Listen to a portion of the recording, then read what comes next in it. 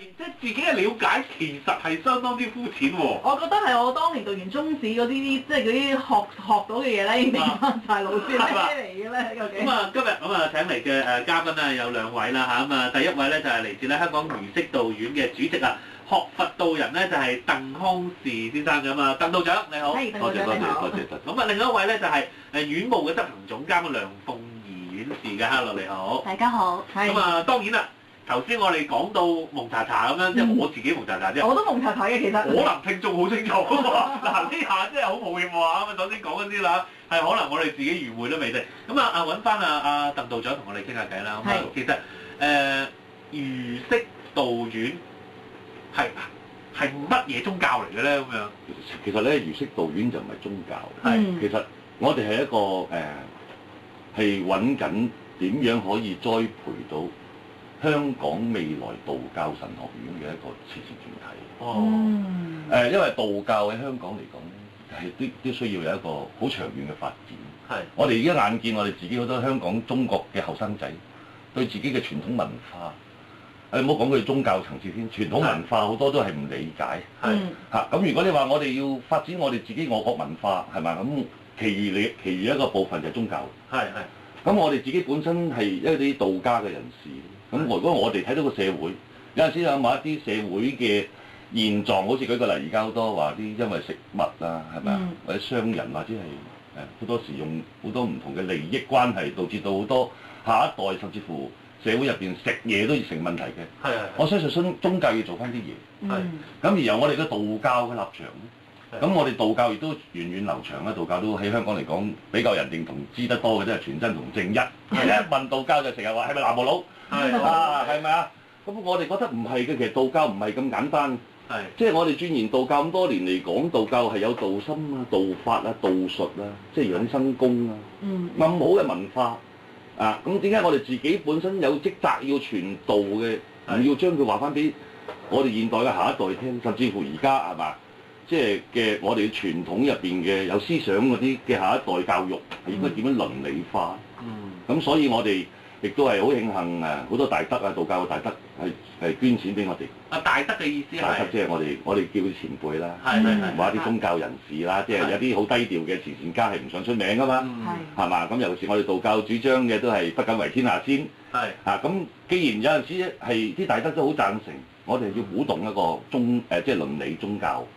咁我哋係需要有一個職級啊，或者未來呢個體制，道教體制。咁香港儒釋道院正直就係揾下點樣可以建立一個未來道教嘅一個有道教徒嘅體制嘅，甚至乎佢哋可能係有退休計劃啊，係嘛？咁有啲人先可以有貢獻俾個道教嘅。咁所以香港儒釋道院佢唔係一個道教，佢係其中一個慈善團體，即好似你話明愛咁樣，明愛中心係咪？佢可能係服務好多間明愛嘅天主教嘅團體嘅機構㗎。咁其實我哋就係都服務好多間道堂。明白。嗱用一個大膽啲咁樣問啦。咁啊嗱，其實學你話齋咧，頭先都講過啦。咁啊好多個市民啊，又或者係聽眾咧，可能對類似嘅所謂道教咧係有誤解都未定嘅，因為我哋成日都係接觸下電影啊、電視啊、武俠小説啊咁樣。即係你話丘處機啊嗰啲，我就讀，或者係傳真，又或者係好抱歉啊咁甚至乎係啲僵屍先生裏面都有好多道教嘅人物。又或者係而家做緊嗰啲咩推背圖啊嗰啲咁樣又壞到，咁其實真係可唔可以幫我哋釐清一下咧？真係嗱，首先咧，我哋自己本身都希望聽眾自己釐定咗自己點樣望道教，或者佢自己嘅心點樣諗道教先。但有啲道教徒咧，佢就當個道教係一件產物嚟嘅啫。有啲道教徒咧，佢就知道道教其實入邊係有好多學問嘅。佢會窮一生嘅時間，包括我哋有陣時有某啲曾經過，我哋入去可能幾年先行翻出嚟嘅。係嘛？呢啲笑話都仲有嘅，因為入邊道藏啊，係咪好多唔同派系啊，入邊嘅學術係好深薄。即係我哋自己都即係追尋好多淨係養生功啦嚇，即係講好多普羅大眾了解嘅武當嘅養生功啊，你所講嘅嘢，係嘛？太極啊，太極啊，即係你話丘處機啊，咁其實我哋唔會怪嘅人點解會咁，因為我哋其中另外一個研究道學嘅副產品就係歷史。當年嘅我要走去圖書館去追一啲歷史書，因為點解我哋會咁樣去揾？人類點解透過喺歷史度點解會有咗宗教先？呢個亦都係好正面嘅諗法，係咪？由以前嘅圖騰民族，好似啲人走去成條村咁去啲搶人哋嘅女人嗰陣時係嘛？變咗而家嘅鄧川石嘅制度，嚇咁好多我問翻而家啲鄧川石，可能即係好多家長都未知鄧川石嘅制度，原來就係以前圖騰民族嗰陣時係過隔離村搶人。咁其實我哋越讀就越覺得好精彩啊！即係原來我哋生活就喺個道度嚟嘅。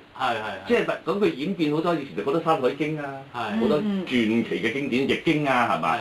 咁啊，又話占卜啦，咁又話甲骨文啦，好多嘢其實要入邊嘅範疇真係分好多。咁如果我話我而家究竟要用邊個切點去白點型嘅觀眾或者聽眾咧，其實我哋都係好頭痛，係咪啊？嗱，我而家聽緊可能係大學教授，咁如果我同佢講一啲老生常談，佢就話：鄧道長你好似呃我啫，係嘛？啲歷史我讀過你啦，佢哋啲教授。但係如果我唔講呢類型嘅嘢咁啲好似鵝頸橋嗰啲阿婆聽我唔啱聽喎。我每個經籍我都走去卜下小人㗎喎，係咪？